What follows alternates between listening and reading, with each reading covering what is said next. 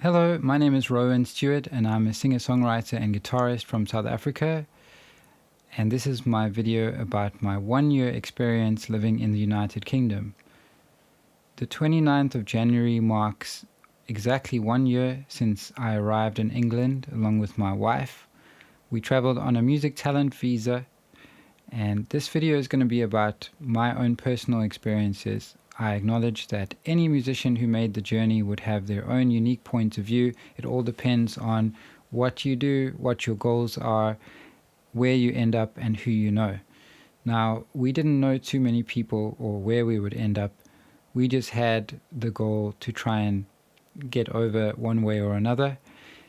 And we had never been to England before, so we didn't really know what to expect other than the normal cliches about the weather. And I knew that it was going to be a very culturally rich place because I've been following the UK chart for a while, and I was always amazed at how eclectic the chart is, where Barbra Streisand, for example, would release a new album and it might go to number one, followed by like maybe Billie Eilish or Pitbull, followed by some reggae act, and then like an 80s artist or something. So definitely very eclectic. And a lot of us have admired and looked up to bands and artists from England for many years, myself included. So I was expecting there to be a huge following for original music in England, but it's a little bit different.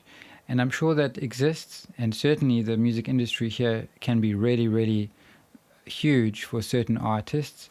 But I found that where we stay, which is the town of Paynton, there's a much bigger culture for covers artists and tribute bands and that sort of thing. So much so that I've actually not performed in the town of Paynton, even though I live here. And all of my shows have been out of town, sometimes in a different county, where I'm able to find venues that are more conducive to my style of music. So bearing in mind that my place in the music industry is more suited to kind of supper theatres, art centres, soirees, and that sort of thing. I'm not really a covers artist,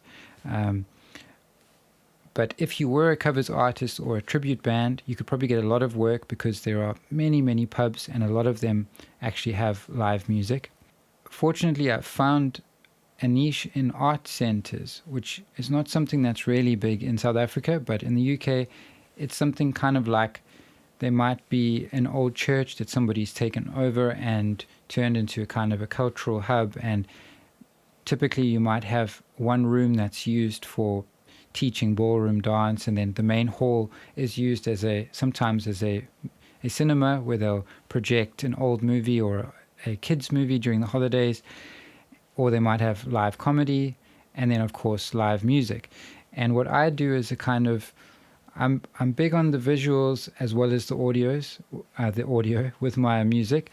So I direct and film and edit my own music videos, and I like to, where possible, include a combination of live performance and video projection at my shows.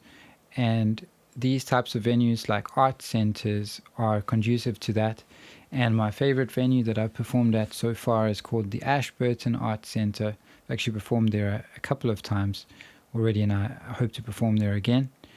My favorite town so far has been the town of Bath, which is just really, it's full of history and beautiful architecture. It's really nicely maintained, tourist friendly, and we did a show there in January, and yeah, it was really cool. By we, I mean myself and my bassist.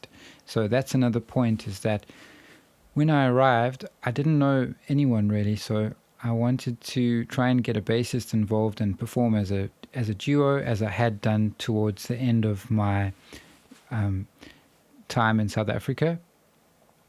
But because I didn't know anyone, I didn't really know where to start. I went to some open mics to try and meet some people. And in the end, I used the power of social media, and I found a group on Facebook and just put a post saying, I'm looking for a bassist, I'm an original artist from South Africa. And a few people actually contacted me, which was great. And I met with all of them and I played music with all of them, and they're all really nice guys. In the end, I started performing with a guy called Matty because he had like a unique style, all of his own visual style. And we connected on not just music, but what happens typically at a rehearsal is we might perform the music for about 40% of the time, if that. And the rest of the time we're talking about the Lord of the Rings or philosophy or politics or the meaning of life. So that's been good, because it's kind of hard to make friends in the UK if you're not a local. This is something we were told and we've experienced it firsthand. It's not that the locals are not nice people. There's some really lovely people like our neighbors who are really supportive, and they've actually been to a couple of my shows. But the Brits seem to just take a bit of time to warm to you. And I don't know if it's a foreigner thing or if they're like that with each other as well. But it just means that you need to see people a lot of times passively before like a friendship starts in general. And that can be a bit of a challenge. So that's something that's been a challenge to us. And my wife and I, we both really miss our friends and family back home. Very, very hard, as anyone who's immigrated will know. It is super challenging, but at least we live in an era where video chats are a thing. They really help and get us through. We came here with not much. I had my musical equipment that eventually arrived on a container, and I was really happy to be reunited with my guitars after a while. But we lacked a network. And that's something that I really do miss from back home, because as I mentioned, I do music videos and I always need somebody to kind of help out with the music video or be in the video, and having a good network of friends. And my wife has a really big family and she's kind of more a people person than I am. I'm a bit of an introvert. So calling on her contacts and friends in South Africa was very, very handy. We also had, as a musician, I had my go-to venues and suppliers for things. If I needed props or clothing, I had all of those things lined up. And slowly we're trying to build up a network again here, but it's just been a bit slow. And one of the reasons it's been so slow is that, and something that people don't really talk about a lot, is that when you move to a new country, you might have great plans and dreams to build up your business, but so much time and energy just goes on to trying to have a basic life.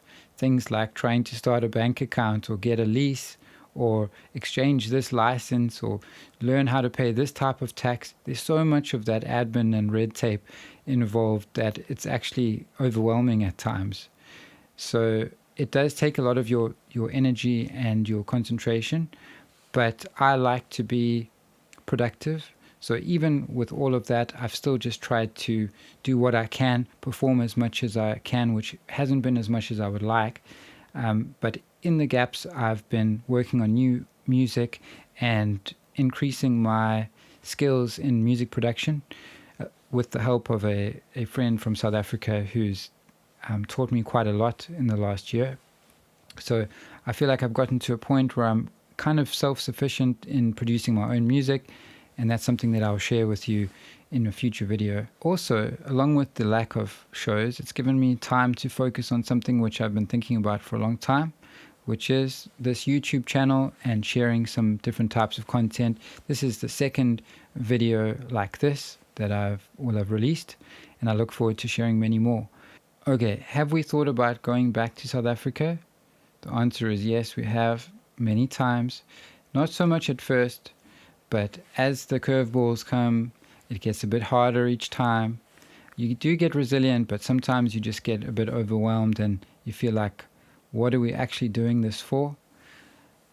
And fortunately, my wife and I have each other, because I think individually, if we had tried this, we would have given up a long time ago.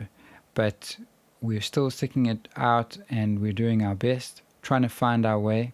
As an introvert and somebody who's quite cautious, the idea of uprooting and starting in a new place where I knew very little and no one really is not something that was super comfortable for me. But at the same time, I also believe that it's really good for a human being to shake up their situation every now and then. Maybe it's a career change or learning a new skill set or something like that. Anything that challenges the brain on like a really fundamental level, I think is good for you. It stops one from stagnating. And also, facing your fears always results in some kind of reward, even if it's hard to identify what that reward is. In the case of us and our move, I believe that it's made us more resilient and developed our character. I've certainly been inspired in ways that I would never have if I had stayed in South Africa, and all the songs that I've written in the last months would not exist if I hadn't moved over here and been inspired to write them. So I think it's just enriched us. It's also great just to see how people respond to my music on another part of the world and know that I can actually do it. That's really reaffirming. If you have questions about England, things that I've touched upon but haven't expanded on, please leave a comment below and I'll do my best to answer. If you have ideas and questions in general about music that you'd like to ask me, please do the same. And thank you for watching. Please subscribe if you haven't already, and I look forward to sharing more videos with you. Thank you.